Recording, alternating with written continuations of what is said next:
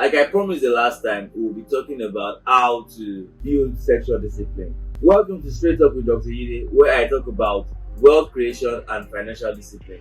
I am Dr.Yide. If you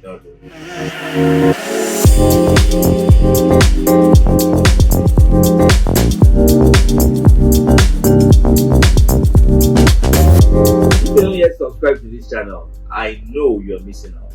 Why don't you subscribe right now and hit that notification bell so you get notifications every time I post new videos. Now straight to the chase. I titled this 10 steps to building sexual discipline. Let's dive right into it. Number 1, reject that mindset that all men are polygamous. That is entirely false. When you accept that kind of mindset, it becomes your reality. It is false.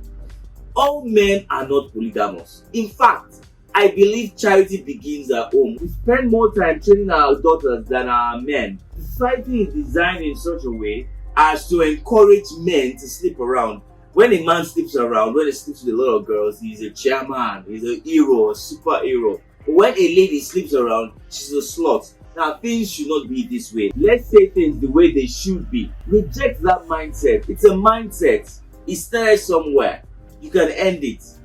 If you're really sincere about this process of sexual discipline, you must understand that the mantra of all men are polygamous is false. Number 2, now that you understand and you have rejected this mantra that all men are polygamous, you need to give yourself to the process of renewing your mind. You need to renew your mind. You need to unlearn what you learned while you were growing up. The way you were told, the way you were taught, how you spoke with your friends, how you perceived the opposite sex. When you perceive the opposite sex in a false way, of course you're going to have trouble.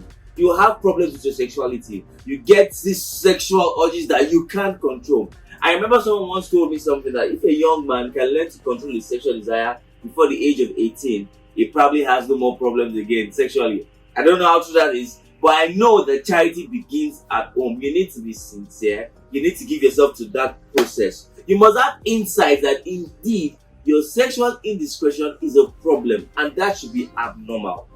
It is clearly animalistic when you want to sleep with every lady or every guy you see on the road. Number 3, identify things that turn you on. Identify these problems. The way you usually go to, are there special spots you go to that where you get your quick fix? Are there things you do? Are there people you have to see? You need to identify these things. There's a great deal of sincerity involved. You need to give yourself to the process and you actually need to identify these problems. What are the things that turn you on? Now, this could be to your advantage or disadvantage. Once you know what turns you on, you can either choose to run from it or run towards it. Learn to control your sexuality. It's a tool that you're meant to use to enjoy, to your benefit, not something that drives you. You should drive your sexuality, not your sexuality driving you. Number 4, a no-brainer. Avoid things that turn you on. You want to give yourself to this process of sexual discipline. Avoid those red spots. Avoid those places, those people that make you feel sexy. It's a no-brainer. You want to avoid it. You can't caress it. You run from it. That's the only way you can survive in this sexual discipline game. You need to learn to avoid and run from it. If you don't, you keep making these mistakes again and again and again. Control your environment. Take time in your life. Grab the bull by the horn. Avoid these things. Now, things that could turn you on are diverse. There is no one good fit all platform, so to speak. So what works for you or what turns this person on might not turn the next person. Identify these things and learn to avoid them. Number 5, preoccupy yourself with activities that distract you from thinking sexy. Try to make sure that most of your time is preoccupied deliberately with productive stuff that don't make you think sexy. Now, I'm not saying thinking sexy is wrong, but when you think sexy in the confines of probably your marriage, sticking to one partner, yes, you're making sense. You have your sexuality, which is a good thing, in check, not just loose and ready to unleash anywhere you go to. Number 6, avoid friends that make you indulge in sexual indiscipline. It's a no-brainer. When you have people who you know that every time you're around them, you always want to do these things, and you eventually do these things, you need to stop hanging out with such friends. It's a no-brainer. You need to just stop it. You put a knife to such relationships, they are not taking you anywhere except you want to continue indulging in what you're doing currently. In the long run, the benefits are diverse, like we said last week, talking about the benefits of sexual discipline. Number 7, watch what you read, what you listen to, and watch what you watch.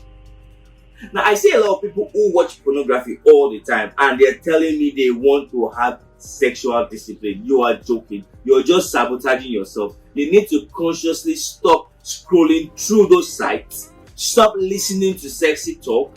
Stop watching them. You can listen to sexy talk in the confines of probably your marriage. You're married to somebody. You can lavish that person with all the love you have to give. But let me tell you, you don't want to be thinking sexy when you're at work. Imagine being at work where you have a truckload of stuff to do, and you are there scrolling on one site.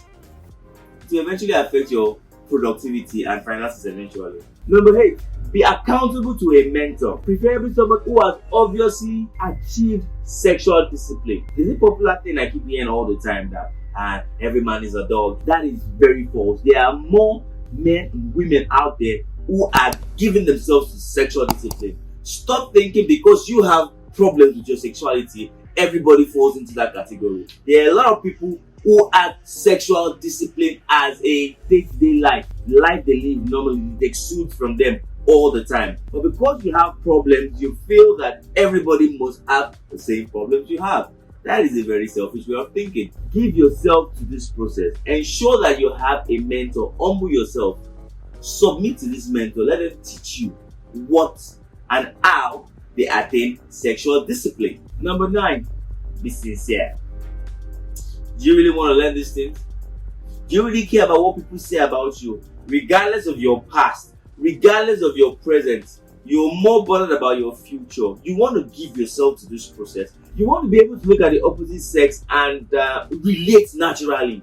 You don't have to start thinking that, wow, I wish I could just get this girl. I wish I could just get that guy. Must that be what you think about paramountly? There's more to life than just sex. Now, number 10, and my favorite point is, look for that one special person and lavish them with all the love you have to give. Yeah, spend all the love on this person, on him or her, as the case might be. You know, all that sexual desire, tension you have in there, deal with this person. I mean your spouse. That's if you don't have one yet. And if you have one and you've been sleeping around, I think it's high time you need to reflect and be very sincere with yourself. If you just found this video interesting, I would have you like, share, post your comments, and don't forget, subscribe to my YouTube channel. Till we meet again, same time, same place next week. Don't forget, health is wealth.